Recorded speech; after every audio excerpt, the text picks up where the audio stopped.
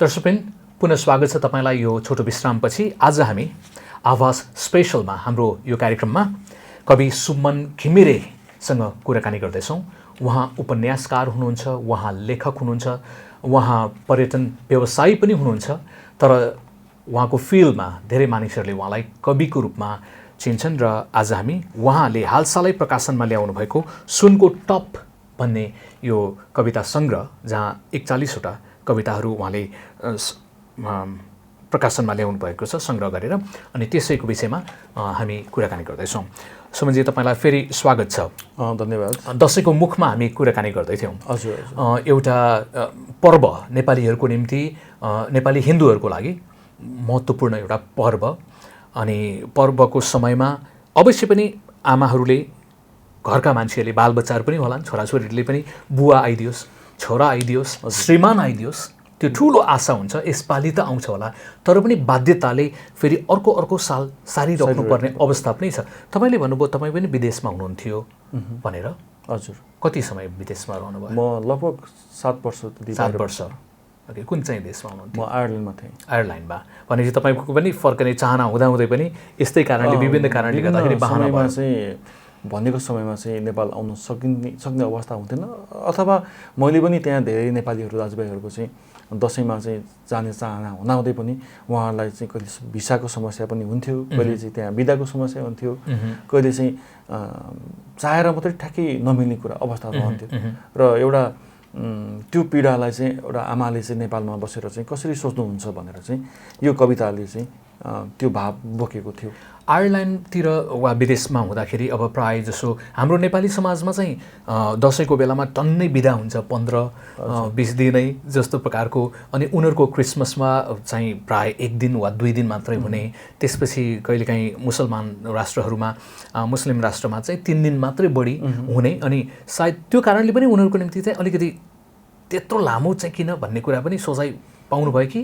त्यो बिदाको विषयमा चाहिँ अब यति लामो बिदा त अब हाम्रो पनि बिदा कटौती हुँदै घट्दै आएको छ अहिले, तर 15 दिनको बिदा जुन पहिला समयमा थियो त्यो निकै नै लामो बिदा थियो, किनकि त्यस्तो लामो बिदा कुनै पनि मुलुकमा चाहिँ मैले भेटिनँ। अवश्य पनि। र हामीहरूलाई चाहिँ नेपालको समयमा नेपालीहरूको दसैँ हुने अक्टोबर नोभेम्बर, जुन समयमा चाहिँ विदेशीहरूको चाहिँ त्यहाँ चाहिँ पिक टाइम, त्यहाँ स्कुलहरू भइरहेको हुन्छ, बच्चाहरूको छोड्न मिल्दैन।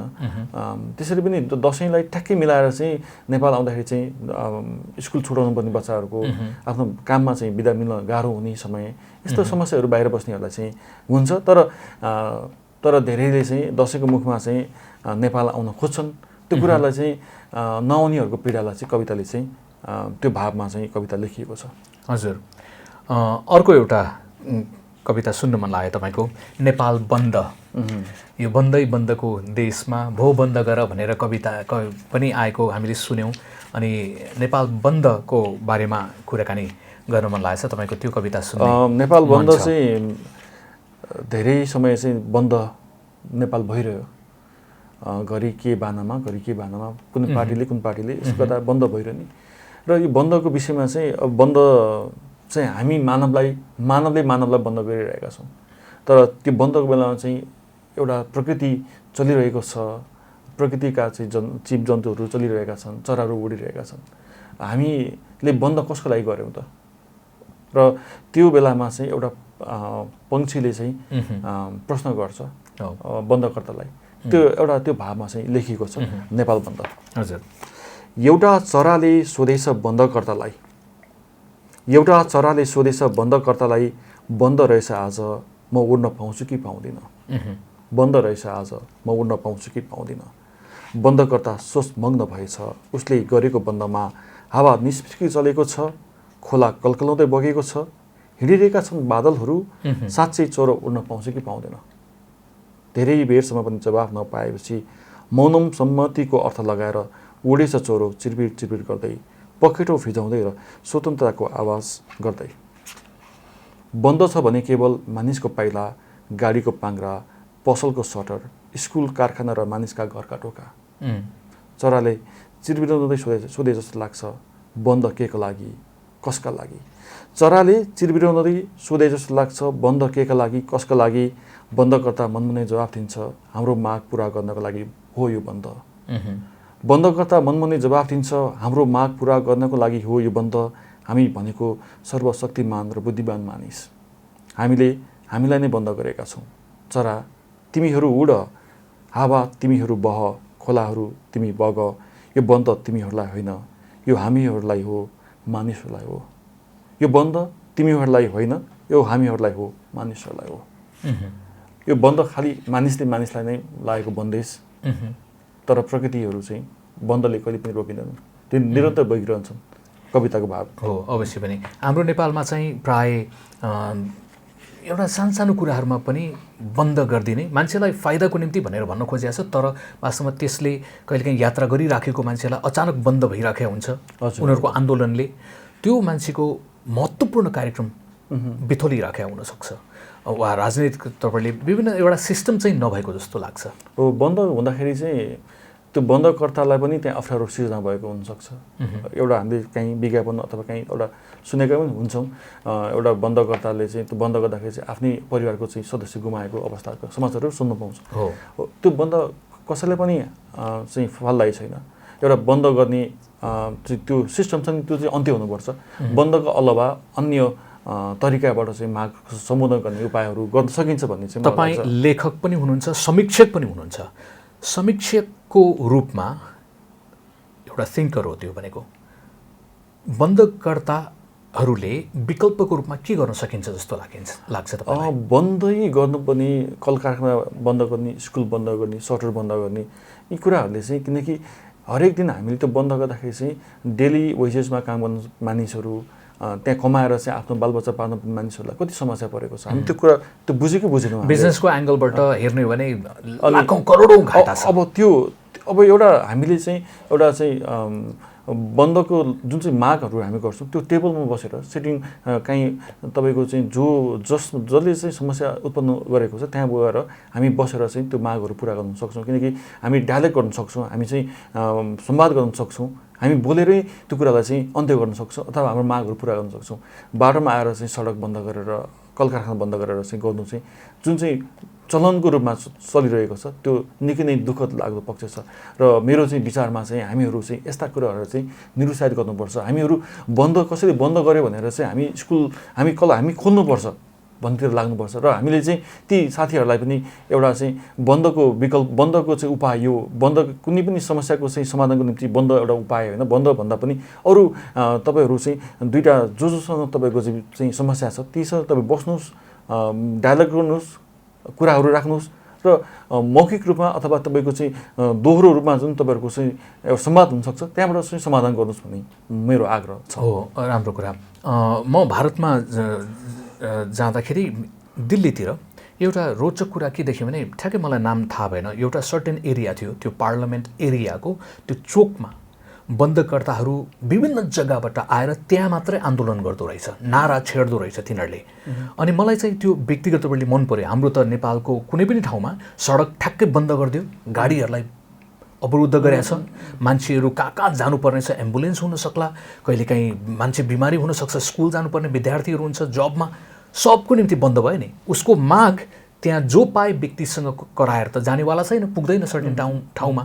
उसको रिस व्यक्त भयो, भावना व्यक्त भयो होला, उसलाई खुसी सन्तोष महसुस भयो, तर राइट ठाउँमा त्यो पुग्न सकेन। तर दिल्लीतिर चाहिँ मलाई एकदमै मन परेको सर्टेन एरियामा आएर कुरा गर्दो रहेछ। नेपालमा पनि सायद अलिकति हाम्रो काठमाडौँमा त्यो सुरु भयो जस्तो लाग्यो, माइती घर मण्डलामा आएर आन्दोलन गर्ने कुरा गर्यो। त्यो मेरो विचारमा त्यो सर्टेन ठाउँमा आएर कुराकानी गर्नु त्यो पनि एउटा चाहिँ दुःख व्यक्त गर्ने वा रिस व्यक्त गर्ने ठाउँको रूपमा चाहिँ त्यो हुँदाखेरि अरूलाई त डिस्टर्ब भएन नि। एकदम हुनु पनि त्यस्तै हो। विदेशमा विभिन्न ठाउँमा पनि त्यस्ता विरोध गर्ने चाहिँ एउटा स्थान दिएको छ।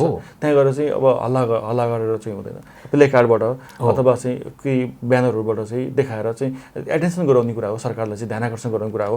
त्यो गर्ने कुरामा चाहिँ हामीले चाहिँ बन्दै गर्नुपर्छ भन्ने छैन, एउटा मौन तरिकाले पनि हामी गर्न सक्छौँ। त्यसको मतलब चाहिँ सरकारको पक्षबाट पनि, चाहे स्थानीय होस् चाहे राष्ट्रिय होस्, तिनीहरूले पनि ठिक छ हामी तिमीहरूको आवाज सुन्छौँ तर यो ठाउँमा आएर तिमीहरूले भनेर त्यो ठाउँ तोकिदियो भने, जस्तै चितवनको लागि सायद कुन चाहिँ सिडिओ कार्यालय होला होइन, सर्टेन एरियामा, यहाँ बस, तिमीहरूको चौतारामा बस, तिमीहरूको आवाज लिएर आऊ, तर सडक जाम नगर, एकदम होइन, स्कुल नगर, कलेज नगर, कसैलाई पनि डिस्टर्ब नगर, तिमी यहाँ आऊ र हामी सिधै तिम्रो कुराकानी सुन्छौँ।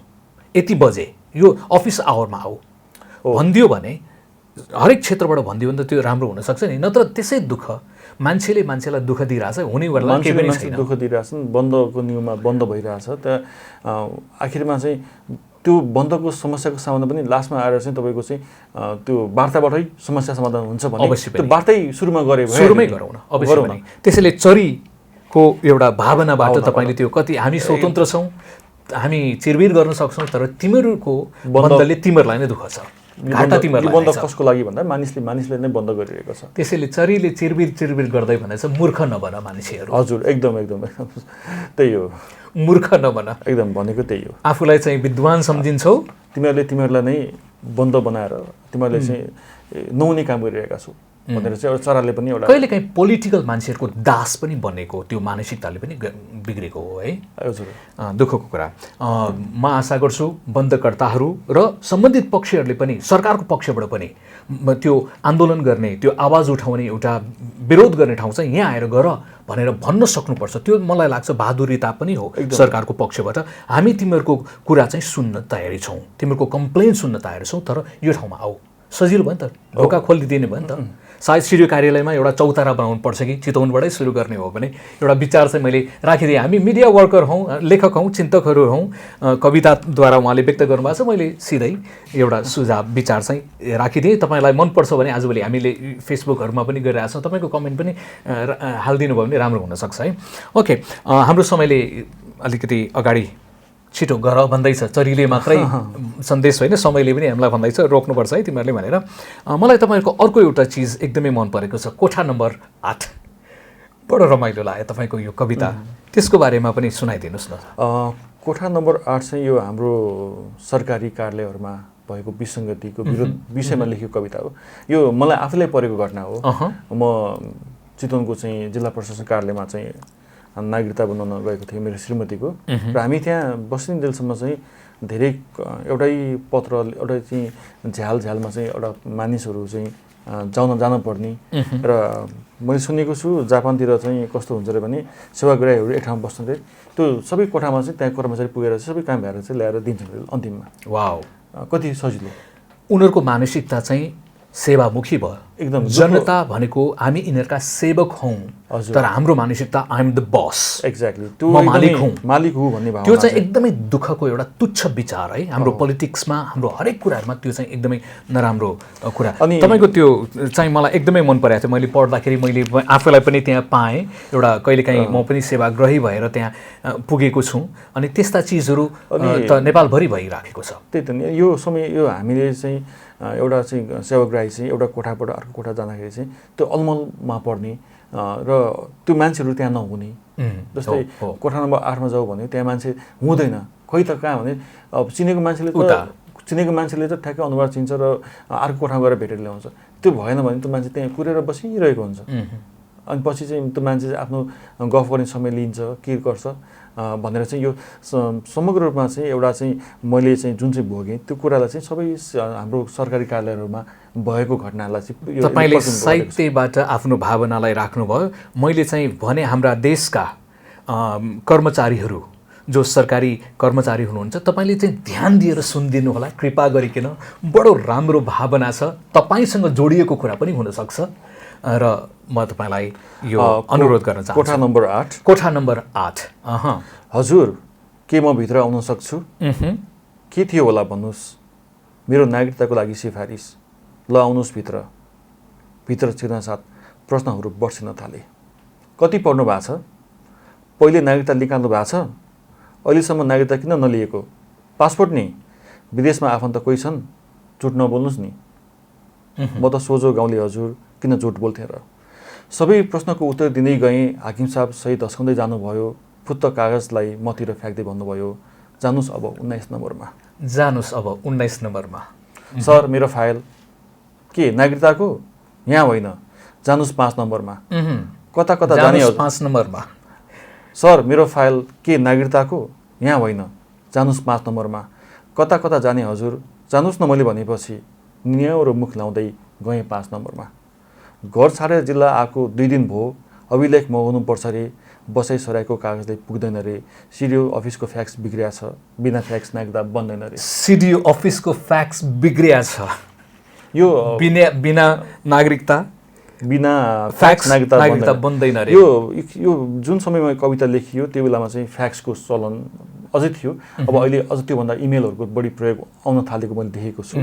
तैपनि त्यो सिफारिस चाहिँ आउनु पर्ने रहेछ त्यो अर्को आफ्नो जिल्लाबाट। तर फ्याक्स बिग्रिया छ, बिग्रेपछि त्यो भनेको सेवाग्राहीहरूलाई जनताहरूलाई ठुलो दुःख हो। किनकि त्यो मैले देखेको छु माडीबाट चाहिँ नागरिकता बनाउन चाहिँ चितवनको चाहिँ भरतपुर आउनु पर्यो भने उसले त्यो यात्रा गरेको समय, ऊ यहाँ आएर चाहिँ बिताएको समय र फर्किनुपर्ने समयलाई चाहिँ एउटा नागरिकले एक दिन चाहिँ बिना सित्ती चाहिँ फाल्नु पर्दाखेरि चाहिँ कतिको चाहिँ उसले कमसेकम ज्याला मजदुरी गरेर 1000-1200 कमाउनु सक्थ्यो। दिन त व्यर्थ भयो नि त। अहिले पनि फ्याक्सको चलन छ है, हुनसक्छ, तर इमेल बढी चाहिँ प्राय भइरहेछ। जे होस्, ल कर्मचारीहरूलाई, सिडिओ साहबहरूलाई यहाँबाट हामीले अनुरोध गऱ्यौँ फ्याक्स इमेल कम्प्युटर कन्डिसनमा राखिराख्नु पर्यो, ताकि बिचरा जनताहरूले त्यो बनाउनुको निम्ति त्यो एकदमै कुर्नुपर्ने, फाल्तु दिनहरू बिताउनु पर्ने दुःख चाहिँ तपाईँको जीवनकालबाट कहिले पनि नहोस् भन्ने एउटा त्यो सङ्कल्प तपाईँले गर्नुभएको म चाहन्छु। यो कविताबाट हामीले सन्देश दिन खोज्दैछौँ। हजुर, तपाईँको कविता मैले सुरु। घर छाडेर जिल्ला आएको 2 दिन भयो, अभिलेख मगाउनु पर्छ रे, बसाइ सराईको कागजले पुग्दैन रे, सिडिओ अफिसको फ्याक्स बिग्रिया छ, बिना फ्याक्स नागरिकता बन्दैन रे। 2 दिन अरू कुरेपछि आकाशबाट तारा खसे झैँ फ्याक्सबाट सिफारिस खस्छ। 2 दिन अरू कुरेपछि आकाशबाट तारा खसे झैँ फ्याक्सबाट सिफारिस खस्छ। सर, अब मेरो नागरिकता बन्छ? मलाई थाहा छैन। सिडिओ साहब हुनुहुन्न, 2 नम्बरमा जानुहोस्। सिडिओ साहब हुनुहुन्न, 2 नम्बरमा जानुहोस्। यो पनि एउटा समस्या। सिडिओ साहब कहिलेकाहीँ पोलिटिकल पार्टीमा होला, अर्को पार्टीमा होला, अर्को उसमा होला, हुनुहुन्न। महत्त्वपूर्ण व्यक्ति अफिस आवरमा हुनुपर्ने, तर अन्त जाँदाखेरि पनि कति सेवाग्राहीले दुःख पाइरहेको। तपाईँको आफ्नो भावना, तपाईँको रियल अनुभव तपाईँले बोक्दै हुनुहुन्छ। यो त मलाई लाग्छ तपाईँ त लाखौँको प्रतिनिधि पात्र भएर तपाईँ बोल्दै हुनुहुन्छ। त्यही भएर हाम्रा कर्मचारीहरू, सिडिओ कार्यालयका मानिसहरू र म यो थपेर भन्न चाहन्छु, जनताको पैसा लिएर तलब खाएका व्यक्तिहरू, मैले सोच्ने तरिका चाहिँ त्यो हो। पुलिस, सेना, प्रहरी, कर्मचारीहरू जनताको पैसा खाएर जनतालाई दुःख दिन बसेको भनेर कसैले पनि तपाईँलाई भन्न नपाओस् है। त्यसैले हामी सेवकहरू हौँ भन्ने त्यो मानसिकता देखाइदिनु होला भन्ने मेरो अनुरोध छ। म चाहिँ अलिकति सिधा बोल्ने मान्छे हो। 2 दिन अरू कुरेपछि आकाशबाट तारा खसे झैँ फ्याक्सबाट सिफारिस खस्छ। आकाशबाट तारा खसे झैँ। सर, अब मेरो नागरिकता बन्छ? मलाई थाहा छैन। सिडिओ साहब हुनुहुन्न, 2 नम्बरमा जानुहोस्। अचम्मको रहेछ नागरिकता, नबन्नेको बनिरहेछन्, बन्नेका कनिरहेछन्। अचम्मको रहेछ नागरिकता, नबन्नेहरूका बनिरहेछन्, बन्नेकाहरू कनिरहेछन्। नम्बरको देशमा जनताहरू म जस्तै ज्याल ढोकाको भ्रमण गर्दै अमूल्य समय फाल्न बाध्य छन्। कोठा नम्बर 8बाट सुरु भएको यात्रा। मलाई त्यहाँ अचम्मको रहेछ नागरिकता, नबन्नेहरूका बनिरहेछन्, बन्नेकाहरू कनिरहेछन्। यो चाहिँ एउटा चाहिँ हाम्रो नेपालमा चाहिँ नागरिकताको विषयमा चाहिँ अब भन्नुपर्दाखेरि चाहिँ कतिपय मानिसहरू चाहिँ जो चाहिँ हाम्रो देशका नागरिक हुनुहुन्न, उहाँहरूले चाहिँ नागरिकता पाएको खबरहरू समाचार पढिरहेका छौँ।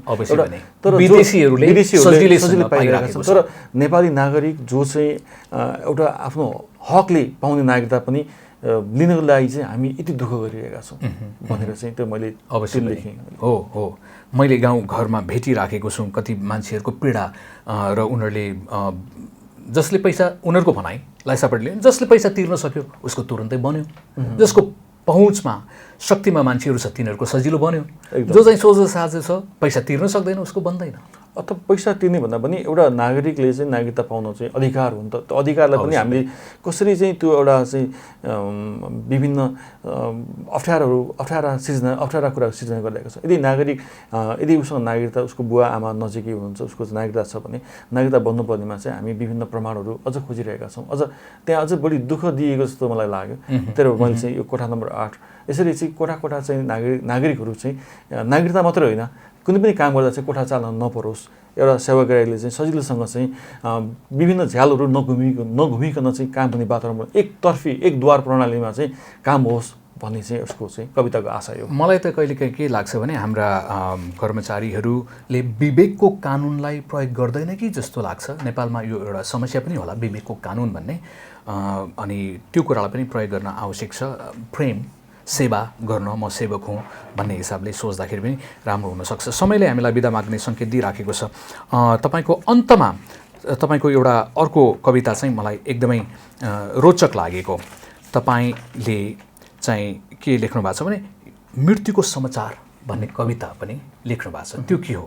त्यो सुनेपछि हामी आजको निम्ति बिदा लिनेछौँ कार्यक्रमबाट। यो हामी समाचारमा चाहिँ धेरै युवाहरू, धेरै हाम्रा नेपालीहरू चाहिँ मरेर चाहिँ बाकसमा नेपाल फर्केको समाचार पढ्छौँ।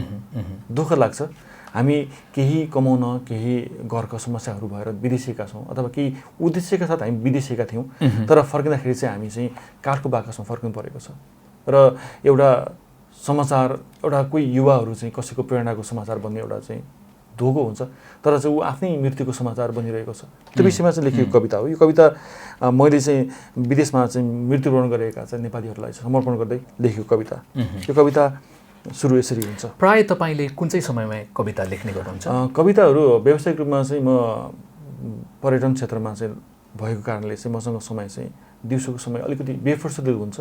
म बेलुका र बिहानको समय जुन चाहिँ बिहान उठेपछि साँझ बिहानतिर लेख्छु। र कति कविताहरू मैले एकैपटकमा लेख्न सक्दिनँ, भावनाहरू आउँछन्, म टिप्छु र ती कविताहरूलाई चाहिँ पूर्णता गर्नको निम्ति म केही दिन लगाउँछु। कहिलेकाहीँ कविताहरू एकै सेटिङमा पनि लेखिएका छन्। कुनै कविताहरू चाहिँ भनेको चाहिँ यसलाई चाहिँ पुनर्लेखन पनि गर्नुपर्ने अवस्था हुन्छ। र कविताहरू लेख्दाखेरि अथवा कविताको कुराहरू बाटोमा कोही म काम गरिरहेको टेबलमा पनि कविता लेख्न सक्छु। र त्यो कविताहरू चाहिँ लाई पूर्णताको रूपमा दिन चाहिँ म फेरि बिहान साँझमा चाहिँ म पहिलो कविता तपाईँले कहिले लेख्नुभयो कुनै याद छ? त्यो प्रेरणाको स्रोत? कविता मैले स्कुलमा चाहिँ कक्षा 5मा चाहिँ हाम्रो स्कुलमा चाहिँ अतिरिक्त क्रियाकलाप अन्तर्गत कविता प्रतियोगिता हुन्थ्यो। त्यो कविताको त्यही प्रतियोगितालाई मैले कविता चाहिँ अग्ला अग्ला हिमाल भनेर चाहिँ बाल कविता लेखेको थिएँ। त्यो कविता लेखेर चाहिँ त्यो कार्यक्रममा चाहिँ म प्रथम भएँ। अग्ला अग्ला हिमालहरू, हेर हेर साथी हो अग्ला अग्ला हिमाल, नबिर्स प्यारा साथी हो नबिर्स कहिले पनि हो भनेर चाहिँ हिमालको मायालाई चाहिँ मैले चाहिँ लेखेको थिएँ। त्यो कविता प्रथम भयो 2049 सालमा। प्रथम भएपछि मलाई चाहिँ कविता लेख्न चाहिँ थप प्रेरणा मिल्यो। कविता त्यसपछि मैले कन्टिन्युटी निरन्तरता गरिरहेँ र विशेष त स्कुल जीवनमा चाहिँ हुने चाहिँ अतिरिक्त क्रियाकलापमा मैले भाग लिँदै गएँ। कहिले प्रथम, कहिले द्वितीय, कहिले तृतीय हुँदै स्कुल जीवनमा चाहिँ म त्यसरी गएँ। र पछि 2068 सालमा चाहिँ मेरो पहिलो कविता सङ्ग्रह चाहिँ मेरो भैँसको क्यालेन्डर आजभन्दा लगभग 10 वर्ष अगाडि एउटा सङ्ग्रह प्रकाशमा आएको थियो। भनेपछि टोटल अहिलेसम्म तपाईँको 5 कक्षाको उमेरदेखि 5 कक्षामा पढ्दादेखि अहिलेसम्मको कतिवटा कविता जस्तो लेख्नु भएको छ? कविता सङ्ख्यात्मक हिसाबमा लगभग 300-400 वटा भयो होला, तर सङ्ग्रह रूपमा चाहिँ मैले जुन चाहिँ यसमा जस्तै यसमा 41 वटा छ, पहिलाको पनि 41 वटा छ। 41 नम्बर चाहिँ किन त पाएला? हैन, यो यस्तै भइरहेको, यो कुनै संयोग हो, कुनै त्यस्तो हैन। र कविताहरू चाहिँ सङ्ग्रहमा आएका कविताहरू ती हुन्। र 40 नम्बर भइदिए भए चाहिँ प्राय इसाईहरूले निकै मन पराउँथ्यो कि 40 नम्बर चाहिँ इसाईहरूको निम्ति स्पेसल नम्बर पनि हो। 40 दिन मुसाले उपवास बस्यो भन्छन्, पेन्टिकस्टको दिन भन्छन्, विभिन्न चिजहरू त्यहाँ जोडिया छ। तर तपाईँको 41 पऱ्यो, जस रमाइलो लाग्यो त्यो पनि।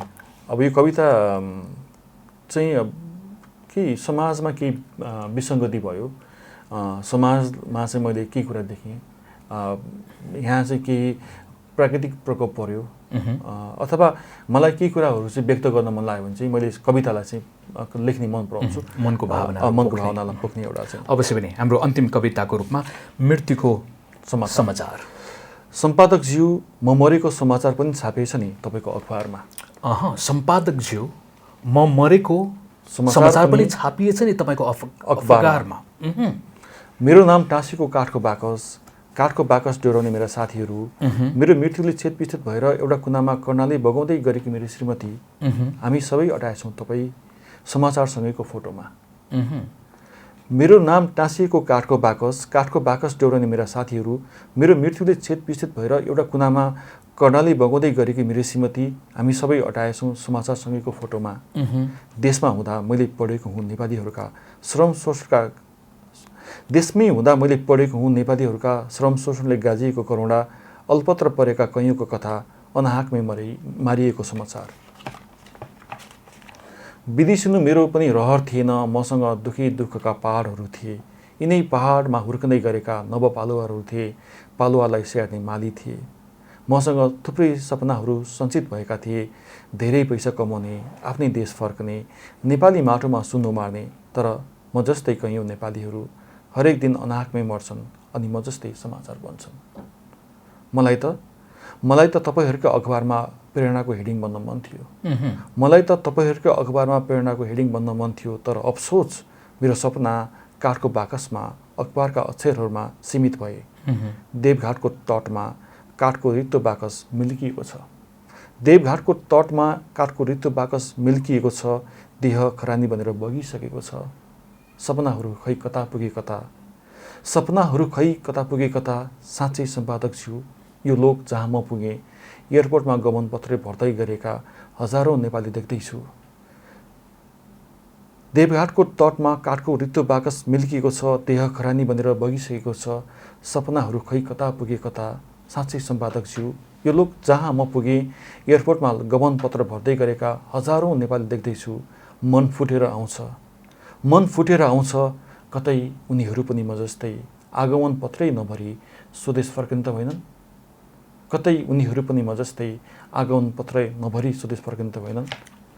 सम्पादकज्यू, म मरेको समाचार पनि छापेछ नि तपाईँको अखबारमा। तपाईँले यो लेख्नु हुँदाखेरि तपाईँको मनमा कस्तो भावनाहरूको सुनामी चलिरहेको थियो? यो म आफै मरेको कल्पना गरेर डुबेर लेखेको कविता हो। किनकि जस्तै एउटा व्यक्ति चाहिँ जस्तै आफू केही सपना बोकेर बाहिर गएको छ र त्यो सपना पुरा नहुँदै चाहिँ एउटा मृत्यु वरण गरेर चाहिँ नेपाल फर्किनु परेको छ र त्यो मैले देखिरहेको छु। मानिलौँ मैले देखिरहेको छु, मैले अनुभूत गरिरहेको छु र त्यो बेलामा चाहिँ व्यक्त गर्न पक्कै पनि अब मृत्युपछिको संसार त कसैले पनि थाहा छैन।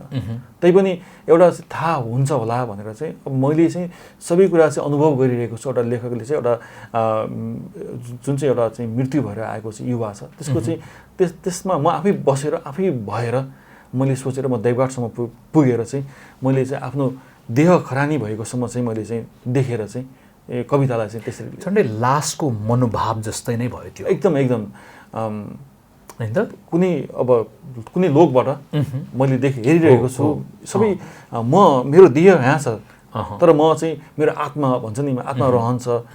त्यो आत्माले चाहिँ मैले सबै कुरा देखिरहेको छु।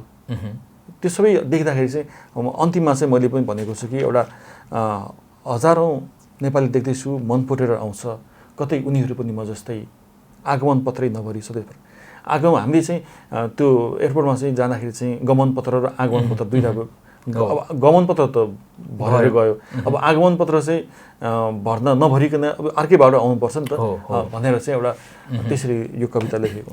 अवश्य पनि जीवन एक बारको जुन यो लानु त के छ र होइन, तर मिठो सपना बोकेर होइन अनि गएको, तर काठको बक्सामा फर्काउनु पर्ने एउटा तितो यथार्थ पनि नेपाली धेरै युवा युवतीहरूले भोग्नु परिराखेको छ। मलाई लाग्छ वर्षमा हजारौँ बाक्साहरू आइराखेको छ, हजारौँ।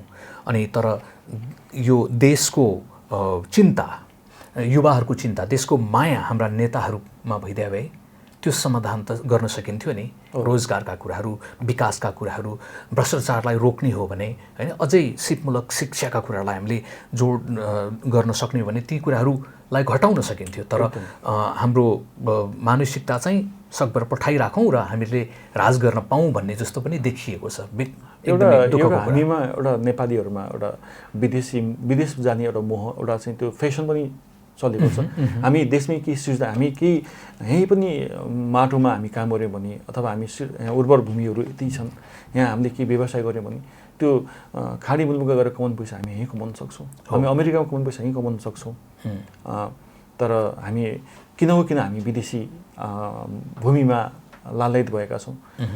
यसको लागि चाहिँ हामी यहीँ नेपालमा केही सृजना गर्न सक्छौँ भन्ने कुरा यो कविताले पनि एउटा केही हिसाबमा चाहिँ त्यो प्रेरणा पनि दिएको छ। हो, हाम्रो मानसिकता पनि एक प्रकारले विदेशमा जाँदाखेरि समाजले वाह फलानुको छोरा छोरी उता गएको छ भनेर त्यो चर्चा परिचर्चा गर्ने साथीभाइहरूमा पनि एक प्रकारको विदेशलाई मात्रै राम्रो देख्ने र हाम्रो आफ्नै देश पनि स्वर्ग तुल्य छ, स्वर्ग बनाउन पनि सकिन्छ नि होइन, धेरै सुन फलाउन पनि सकिन्छ यहाँ।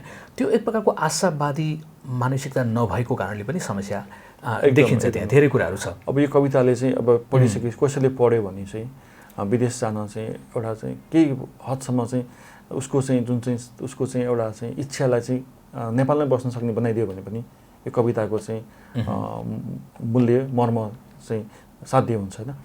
यो कविता पढिसकेपछि मलाई लाग्छ कविता मात्र आफैमा कविता मात्रै नभएर चाहिँ यो कसैलाई प्रेरणा दिने खालको पनि हुनुपर्छ भन्ने मलाई लाग्छ। अवश्य पनि। अब यो तपाईँको कहिले प्रकाशन गर्नुभयो? यो हालसालै हो?